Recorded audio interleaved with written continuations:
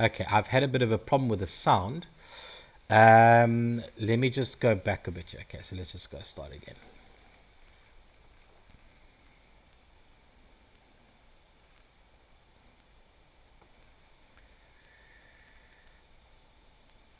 Okay, so we're just having a bit of an issue with the sound here. Just want to see what's happening.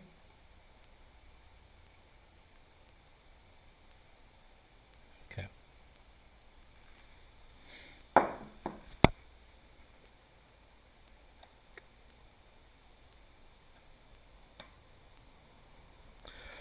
Good morning and welcome everybody to this webinar. I'm going to be doing a webinar on blocks versus dynamic blocks in AutoCAD. My name is Aldred Boyd. I will be presenting, and hopefully by the end of this, you'll have a good idea of what's available in in blocks versus what's available in dynamic blocks, and when you'd use the difference. So just a little bit about myself. I've been in the industry for about 20 years now, and I'm work mainly on the manufacturing side. So AutoCAD and everything like that. So yes. Um, okay, great. So thanks very much. So the sound should work now. My apologies. I had the mic off, but I'll just quickly run through again just what I was saying over here.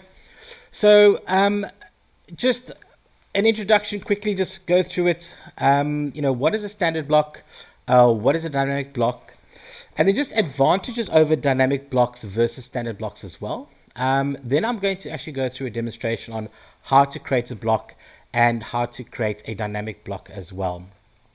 Okay, and then just going to go through a bit of a summary on what's happening uh, in that of what we've gone through, and sort of where you'd use everything as well, and then we can have a little bit of a Q&A. Okay, so what is a standard block? So I know we're going through this the second time, but at least a little bit of sound over here. So basically, a standard block is a collection of objects, lines, arcs, and circles that are combined into a single named object. So you would draw up everything you would, if you were just drawing it up normally. And then what you do is you would then create a block out of it to use it as a repetitive object in your drawing. Each copy is referred to as a block reference. And one of the nice things about standard blocks is that you make one copy, or if you make 50 copies, if you change the one copy, and it doesn't have to be the original copy either, all the instances of that block will get changed. So for instance, one of the nice things about a standard block is that if you don't have to worry about leaving geometry behind when you copy and paste, either within the same drawing or within a different drawing as well. So for instance, if I draw up a rectangle which would specify the outside of my window, then I draw maybe two rectangles inside the window to maybe signify what the pane is. Then what we would do is, if it wasn't a block, you could copy it, you bring it into another drawing, paste it. If I forgot to maybe select maybe the bottom rectangle for the bottom pane of the window, then you'd obviously only get two rectangles and not three in your other drawing. Then you'd have to sort of come back, make sure you copy it, and then paste it back into where you were. Whereas with a block, it kind of groups everything together, so you don't have those issues when you are sort of copying blocks to other drawings or within the drawing as well. So that is one of the advantages you've got over there. Then dynamic block. What is a dynamic block? So a dynamic block's basically the same as a block. It's once again a collection of objects, lines, arcs, or circles that are combined into a single named object. It is also used in a drawing repetitively, and each copy as well is referred to as a block reference. Now this is where the difference comes in. So we take a look at maybe that window reference I was speaking about earlier. If I have a window and sort of it has two panes, what I can do with a dynamic block is I can give it a set of rules that states that I either have two panes in it, or one pane, or three panes. It's obviously a set spacing. And if I bring in the window with the one pane, I can copy that 2 or 3 times, and every single copy will look exactly the same. But when I come in and I modify, say for instance the second one, I can actually say, well listen, I actually want 2 window panes, which I would have set up previously. And so now my first copy will be the one pane, the second copy will be 2 panes, the third and fourth will be one pane each as well.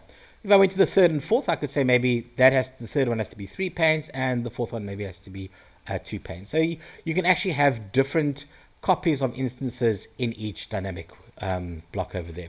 And you'll see there's a lot of rules and restrictions that you can actually apply to make it appear, the block appear as you'd like to. There are also some modification sort of rules as well that you'll put in there. So like, moving or stretching, etc. Once again, the examples of dynamic block, exactly the same as your standard block. So there's windows, doors, and furniture. Okay, so advantages of dynamic versus standard. Well, in a dynamic block, you can modify it on the fly. So if I look at a picture, the top picture on the top right-hand corner over there, you'll see I've got a little blue grip. We call that grips. And if you've worked with blocks before, you'll recognize that grip. If you haven't worked with dynamic blocks before, and you've only worked with standard blocks, you'll notice there's another grip over there, turquoise grip. It's got like an arrow pointing down, that little drop down arrow. So now that is a list of different views of the car that I've access to. So, by selecting that, you'll see that I can change that block either to the front side of the car or the side of the car. And that block is all saved within one block. So those different configurations are all saved in one block. So that actually makes it quite nice to manage everything as well. Okay. Then you can also repeat common tasks like moving the component, rotating, stretching, mirror. And why this is actually quite an exciting sort of feature that we've got over here is that think about how you move any object in AutoCAD. So you type in move, press enter, or you click on the move button. Then you go select your geometry, and then you press enter, because then you have to select your base point. Then you will move it, and then you'll click on the next point. Okay, so that's about what 6, 7, 8 different sort of commands or clicks you got to do. And as in AutoCAD, the less clicks, the more productive you are. Same thing with rotate. It's the same process. Stretch, same process. Mirror, same process. But with all of these, you'll have different little grips over here, which allows you to move it. So, for instance, I want to move the right-hand side of this arc. I want to make it sort of move to the right, but the rectangle's got to stay attached to it. So I click on that little arrow on the right-hand side and move it left to right, so it'll make the window wider or shorter. And that's basically the stretch command that we're looking at over there. The arrow at the bottom over there is your mirror command. So basically it flips the door, to sort of open up either from the right or the left. And we will go through that as well. And then it can also be parametrically driven. So I'll explain parametrics if you haven't heard of that before, but it's something very much that you use in your 3D modeling, your solid modeling packages. So, if you can actually make rules between different lines. So you can say your length must be half the distance of your width, or your width must be a third of your length, and you can actually give it calculations so you don't have to worry about secondary or third geometry. You can drive a whole design from maybe 2, 3, or 4 different key equations or key values that you've put in there. Okay, so let's go on to how we create a block. So if you've never created a block before, this is what the block definition creates dialog box looks like. Okay, you give it a name at the top there. You select the base point. You select the object that you want, and then once you've done that, you click OK, and that's the only real things that you need to know to create a block. Yes, you have got annotative, scale uniformly, allow exploding, but that's for sort of post-block management that you want as well. So let's take a look at see how easy it is to create a block over here. Okay, so I've opened up AutoCAD, and if you haven't, or if you don't know yet, AutoCAD 2023 has been released, and the first update has been released as well. So any of those initial bugs that you've had should be, they've started sorting them out. So it is safe to go through to AutoCAD 2023 now. So let's go take a look at how to create a block. So I'm going to go off and just create the top view of a table and chairs. So let's go to, I'm going to go put my rectangle starting at 0,0, and let's say this is now 500, and let's make this 350. Okay, I'm going to go put in 4 chairs. And let's go and just make this chair circuit 35. Okay, quite small little bar stools there. And let's go and copy. Okay, so a nice little placement of my table and 4 chairs. Okay. So now, once this is done, let's go and create a block out of it. So type in block. Okay, so if you like to use the shortcut keys, I love them. If I can't remember where the icon is, I just type it out because I know what the command is, and it will then go and give me this little list over here. If you don't know about this list, this also pushes the sort of top 3 commands that you always use to the top. So it's not in alphabetical order necessarily. If you want to go and create a block from the panel, you've got create block over here. Okay, or you've got your insert, you've got your create block over here as well. Okay, so we're going to select it, and your block definition dialog box pops up over here. So let's go give it a name. Let's go table and 4 chairs. Okay, and let's go specify a point. Now this is very, very important. When you're specifying that base point, specify it where, you know, sort of on a point that you might bring in, or that's very, very important to you when you place your object. If I've not created my geometry very close to 0, 0, and I've created it, you know, up over here in the right, if I forget to put in my pick point, it'll specify your 0, 0, 0 of that particular drawing as your base point. So when I bring my block into another drawing, my cursor reflects where my base point is, and if your window is quite small, your drawing area is quite small, you won't initially see your block. So if you place it, nothing will happen. You'll think, oh dear, I haven't, you know, actually created the block. I've done this wrong. Just Z spacebar, E spacebar, zoom extents, and you'll find that your block will be hidden, you know, sort of above the drawing area in the top right hand corner over there. Okay, so I'm going to go put in my point over here. I'm just going to say, right, let's go to my midpoint. To drag that shortcut key, just shift right click, and then I'm just going to go select my objects over here. Okay, so then select my objects, press enter. Okay, it gives me a little preview, so I know I've done that right. If you forget to select your objects, AutoCAD will give you a warning. Okay, then I can retain it, you know, keep it as 4 circles in the rectangle. I can convert it to my block, or I can delete it. I'm going to say convert to block immediately. Okay, great. So there we go. So I select just the one and line, and all 4 get selected over here. Okay, so that's how easy it is to create a block. And just to show you how this sort of behaves, if I select this and I go copy, and let's go make a couple of copies. Say, there we go. It's a restaurant that we've got, and we've got sort of placements. And then what happens is, you know, 6 months down the line, your restaurant's doing quite well. It's a case of, okay, cool, now we want to expand on the restaurant. We've got enough space. We can put it, or maybe COVID's restrictions are out. We can put 6 people on a table now. I can go into any of these blocks over here. Okay, double click on it, brings up the edit block definition, and I go, right, if I had more than one block in, it'll sort of tell me all the blocks. Select OK, and it brings up the block editor. Now, you know in the block editor when a couple of things happen. First of all, it says block editor at the top over here. The other one is that there's like a grayish background over here. So it's not your normal black background that you normally have. Okay, so, you know, let's see. Okay, I need to go and create 2 more circles. Now, if I go to the home tab, you'll see there's all my sort of drawing and modification tools. I don't really need this. I'm very happy with my shortcut keys. I'm going to go and say, right, let's go and just go and copy that. One over there, one over there. Okay, and let's maybe just, you know, let's be kind to the diners. We'll give these 2 people plates. Other ones can eat off the table. Once I'm done with that, happy. So let's go close block editor. It says, would you like to save the changes? Yes, I do. And what do you think is going to happen in my current drawing? All my instances have changed. Okay. So this is a very nice way to, if you know that, you know, a design is going to have, or an object you've created it might have a design change later on, then create it as a block.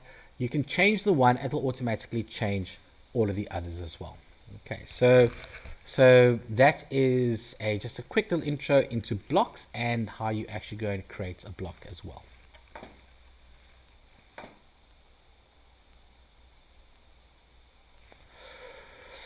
Okay, just want to go back over here quickly. So one thing that we do have is, if you want to use the block, sort of over and over again. If I go to a second drawing over here, okay, where do I actually get the block? So I'm just going to go back to my drawing two. Once I've created the block, it actually gets saved inside the block. So if I had to accidentally go and delete all of this, where is that block? The block is saved inside this drawing. So if I go to my insert over here, you'll see there's my block over there. And I click on it and I'm able to drag and drop it in over here. Now, if I go to my drawing 3 and I say insert, you'll notice there's nothing over there. So how can I get those blocks back? So in, I think, probably 2022, 2021 onwards, you do have another dialog box that does come up over here. And what it actually does, it saves all the blocks that I've been creating up till now. Okay, so it tells me that sort of all the blocks that I've created over here. You won't see that table and 4 chairs in here because I haven't saved this drawing yet. Okay, how do I know I haven't saved this drawing? You'll see that little star over there. It says that I haven't saved. Okay, and this star also pops up even if you have, after you've saved it initially, that little star will pop up when you made a modification. It just says you haven't saved to the last save. But look, I know I haven't saved this since I've started this drawing. So once that's done, it will pop up over here. Another easy way to do as well, if you work with tool palettes, you can also go and just drag and drop this in. So if I grab this, so if I select it first and I hold down my left mouse button, you'll see I'm able to drag this and I'm able to drag it in over here. Now it won't save because I first have to save the drawing source, okay? But you will then be able to save it over there. And I'll just do a quick save quickly. Okay, now if did I save this? No, I didn't. Okay, just go save it here. Okay, so now that I've saved it, I can go select it, drag and drop it into my tool palette, and there we go. So now when I go to my drawing 3, okay, once again, just to make sure it's not in here, click insert, it's not there, go to my table and 4 chairs, and I can just drag it up and drop it in. Okay. So that's just a little quick how to create your standard blocks. Okay. Okay, so the next one, how do we create a dynamic block? So once again, first of all you do is you have to create the block. So exactly what we did previously now is you create the block, and then from that block, when you go to your edit block environment, you're able then to go and add all the little things, the rules and regulations, restrictions on how you want your dynamic block to behave. And things that you're going to take a look at is constraints if necessary. And constraints are very, very are sort of very useful tool that you have where you're giving your geometry sort of real world instructions. So for instance, if you're designing a classroom and the classroom is 3 meters long and you have to put desks in the classroom, but you need 2 meters or maybe you need a meter in the front so that you can walk in the front, and maybe need 750 mils in between each desk, so that the teacher can walk in and out and look at the students while they're working. What you've got there is you can actually give it rules through a dimensional constraint where you say, okay, right, that first desk always has to be 750. So if the front wall moves forward or backwards, that desk will move according to that 750 as well. Okay, you can put in constraint parameters so that you can tell a drawing to be perpendicular, to be horizontal to the x-plane or parallel to the x-plane. Maybe the line has to be tangent to a circle. So you've got all these different coincident, perpendicular, parallel, concentric rules that you can give it over there. Once that's done, if you do need to do that, then you assign parameters, and then from those parameters you assign actions as well, and then test. Whenever you create this kind of stuff, dynamic blocks, test it before you actually put it into production, because you never know, and test it extensively, because when in production, if something goes wrong, if you have to spend time trying to fix something, that's a waste of time, it's a waste of money, it's you might not hit your project deadlines. Okay, once you've done that, then you can go and author it, and then we can and then you've got it, and you can carry on with your business. Okay, so let's just take a look at a demo on my on how to create a dynamic block. Okay, so with this over here, I've created this block, and let's go and create a dynamic block out of this. So the first thing we're going to do is we're going to right click and go to block editor, or double click on it as well. And it brings up over here. So now if I look at this, let's see what kind of function. If I grab this over here, you'll notice there that it splits. Oh, sorry, the angle changes. Now, we're now speaking about the constraints. So you can see I've got some geometric constraints. Now, the one thing I can do is I can say that this line over here has to be horizontal, which makes it parallel to your x-axis. So now when I grab this point over here, notice what happens. Okay, only one of the lines are going out of angle, and that's the vertical line and not the perpendicular line. Okay, so that's your vertical. So I can say, right, let's make this vertical over here. Select that line. Okay, now when I select this, notice what happens. It now keeps that 90 degrees, or that perpendicular and vertical line over there. Go to the bottom over here, and let's go say, right, see, it stretches and both change angle. Okay, so what I can do over there is I can say maybe it is perpendicular, yeah, sorry, parallel. So parallel, I can say that line is parallel to that line. Okay, so let's just go see, and this is what I say about test. Make sure that you're getting the right behavior out of your geometry as you go. And the last one I use for this is maybe perpendicular. Okay, so this line must be perpendicular to that line. Okay, and now what happens is it actually behaves like a rectangle, and it's not going to change its angle. The angle will stay 90 degrees no matter what I do with that.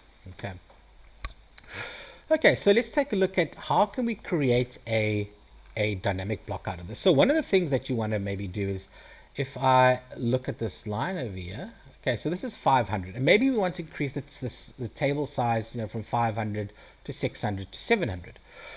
So what we're going to do is we need to first go and create a parameter for that. And the parameter so a parameter will be one of these, point, linear, polar.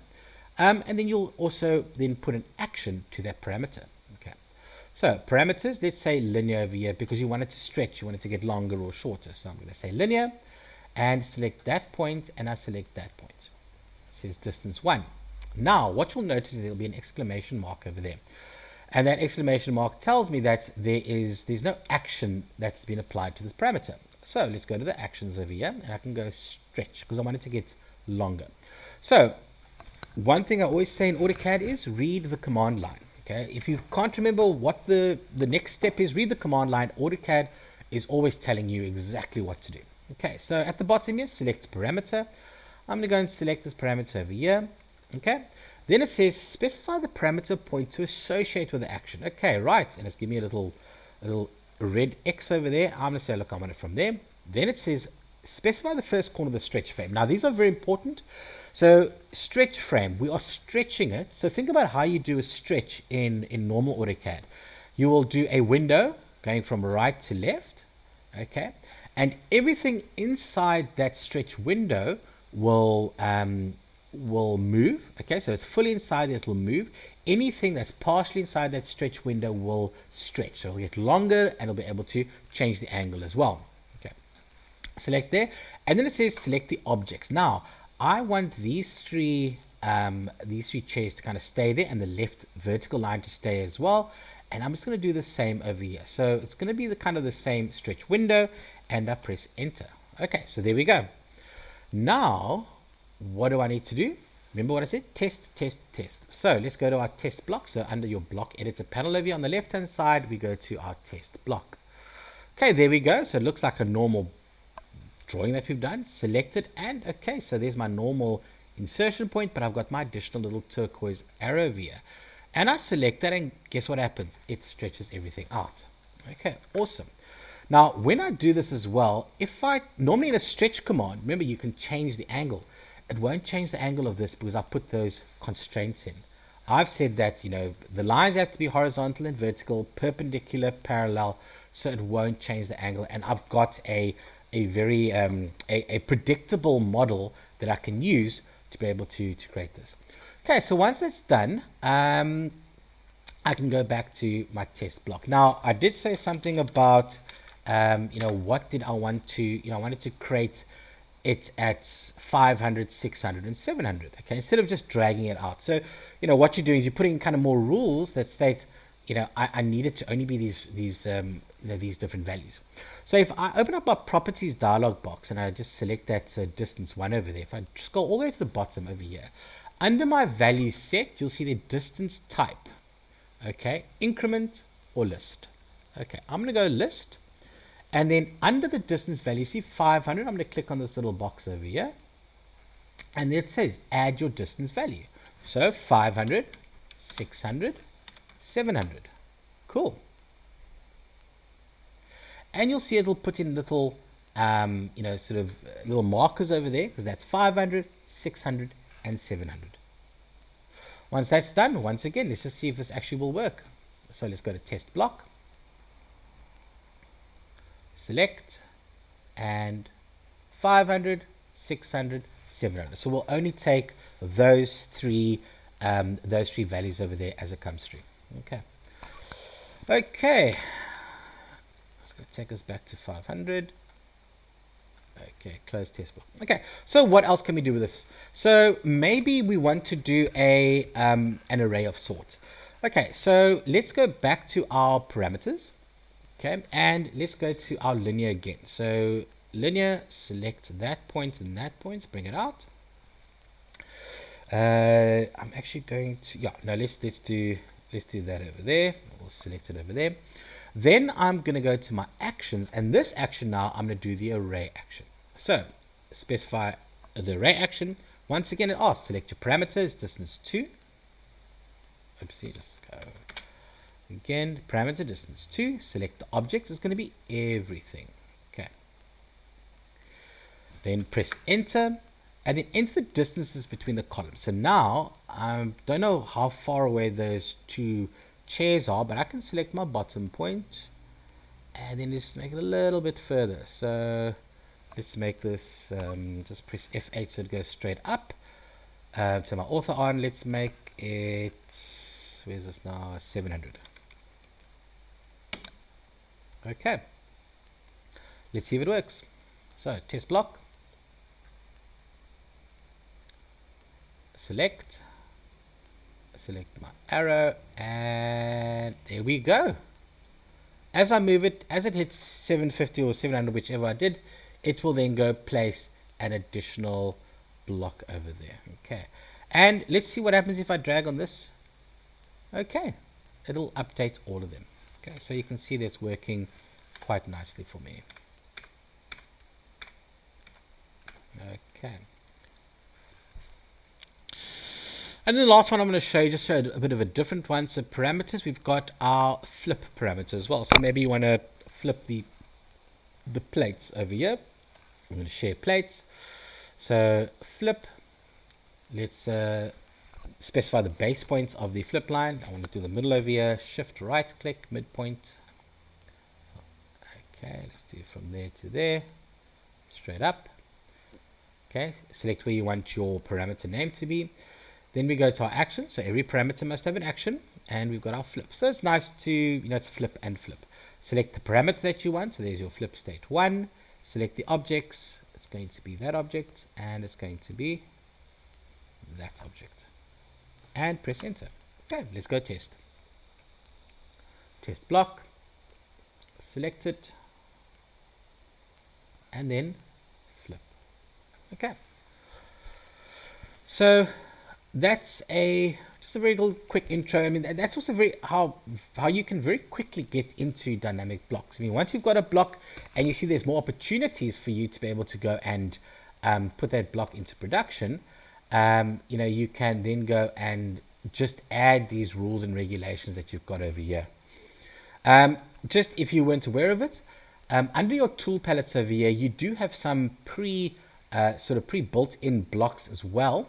So you got metric and you got imperial samples. So if instead I go take my draw metric over here and I bring it in, they've already built in a whole lot of different dynamic block settings into this. So I can see the open 45. I can let's see, open 90, so I can close the door as well if I wanted to. And then here's that stretch command that, we kind of saw. Okay, and then there's my flip as well. Okay, what I didn't show you when I was creating it, there's a nice function over here, the align tool. So for instance, if I've got a wall that's running at an angle and you want to put a door in, I've got my aligned command, aligns blocks to an object, select it, go to that object, you'll see that aligns it to that line over there. So I didn't know the angle, I don't have to go now and go do a whole lot of measurements to put the angle in. I can just go to it, click on the line, and it'll line it through to that. Okay. Once again, you can save this in the tool palettes or save the drawing, it'll save it into your recent blocks as well. Okay, so just in summary, standard blocks are great for having many objects of the same thing, and if you need to make a small modification or major modification to one, it'll change all of those blocks. So it saves you a lot of time when you are creating a lot of instances or a lot of copies of something which needs to be then sort of manipulated or modified. Okay, dynamic blocks are great for having slight modifications, variations on each individual block. So, is one door 500? Is one table 500? One 700? Are the plates mirrored? Is there sort of an array of 2 or 3 or 4? Okay, so that makes it very, very quick and easy to modify those. And just with the array, all I had to do there was I had to sort of click on the arrow and then drag it, and it would array my certain elements. Whereas if I had to do it in the normal array fashion, I'd have to click on array, select the objects, press enter, type in all my values, and then press enter. And that is a lot more than what I would have done if I just clicked on that arrow and moved it. Obviously, there is a preset to that the value as well, sort of going up. Both dynamic blocks and blocks greatly reduce the size of your block library. Okay, so just that's one thing. It's dynamic blocks reduce the size of your library because there's a lot more configurations in it instead of having to save each block separately. So think about it. If it's 3 megs, but 3 megs is very big. If your block is half a meg, every single variation of that block would be a half a meg. So if it's 10, it's it's 5 megs. Whereas if it's a dynamic block, it'll just be that incremental value for the block over there. Okay. The last thing I've got to say for this is if you're not using blocks, why not? Hopefully I've given you reason to, and start now. Okay. Great. Okay, cool. Are there any questions?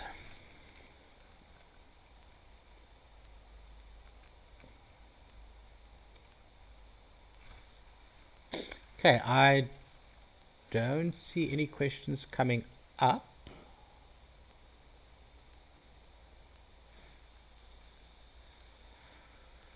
So thank you very much. Thanks for joining me on this webinar this morning, and I hope that you guys found it very insightful. If you do need any more questions or anything like that, my email address was in the front, or you can just email our general information over here. Thanks very much for watching, guys, and enjoy the rest of your weekend.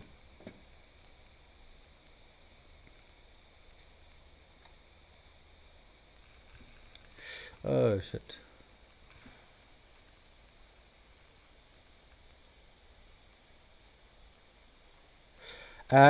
Richard's asked, if you use your table example, if you use the stretch function, can you add a parameter that would say add additional chairs as you extend the table? You'd have to do two different sort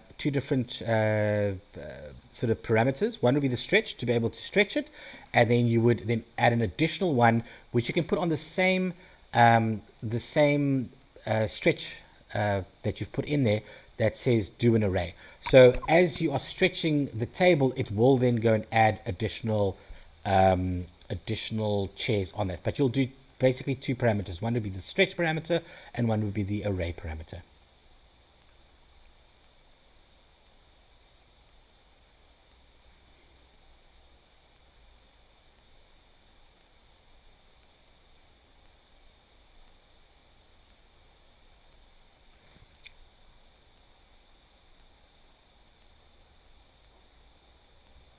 Richard, did that answer your question?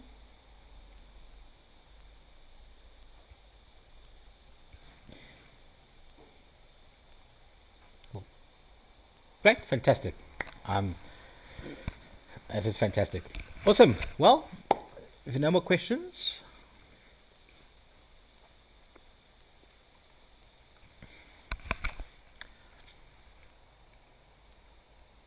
great. So we're going to end off here. Thanks very much for watching.